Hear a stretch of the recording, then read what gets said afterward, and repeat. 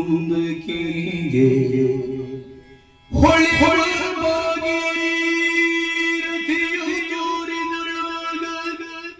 ಭೂಪತಿಗೆ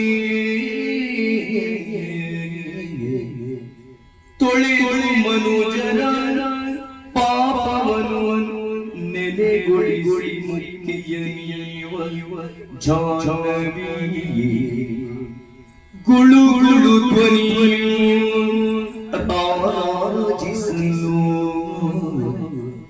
ಸಂಭ್ರಮದಿ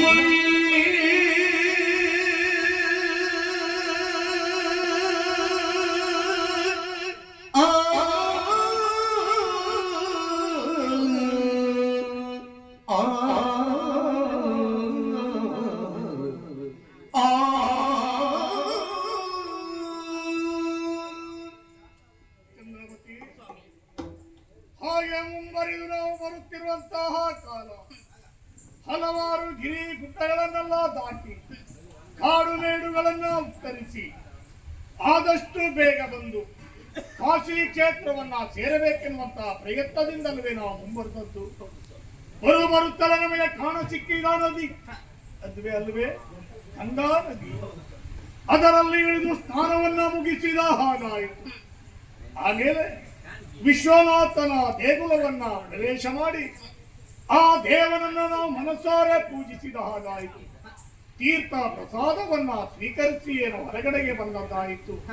ಅಲ್ಲವೇ ನಾವು ಯೋಚಿಸುತ್ತಿದ್ದದ್ದು ಕಾಶಿ ಕ್ಷೇತ್ರವನ್ನ ಏನು ನಾವು ಸೇರಿದ್ದೇವೆ. ಆದರೆ ಅಲ್ಲಿ ವಿಶ್ವಾಮಿತ್ರನಿಗೆ ನಾವು ಮಾತನ್ನ ಕೊಟ್ಟು ಅಲ್ಲಿಂದ ನಾವು ಹೊರಟು ದಿನಗಳು ಎಷ್ಟಾಯಿತು. ಅವರುಗಳಿಗೆ ಕೊಟ್ಟಂತ ಮಾತು 48 ದಿನ ಒಳಗೆ 48,000 ಹೊಂದನ್ನು ಕೊಡುತ್ತೇನೆ ಎಂದು ಹೇಳಿದ್ದೀರಿ. ಹಿಂದಿಗೆ 46 ದಿನಗಳೇ ಕಳೆದು ಹೋಯಿತು ಸ್ವಾಮಿ. 48 ದಿನದ ಅವಧಿಯಲ್ಲಿ ಅವರಿಗೆ ಸಲ್ಲಬೇಕಾದ ಹಣವನ್ನ ಕೊಡ್ತೇವೆ ಅಂತ ನಾನು ಮಾತನ್ನ ಕೊಟ್ಟಿದ್ದೇನೆ.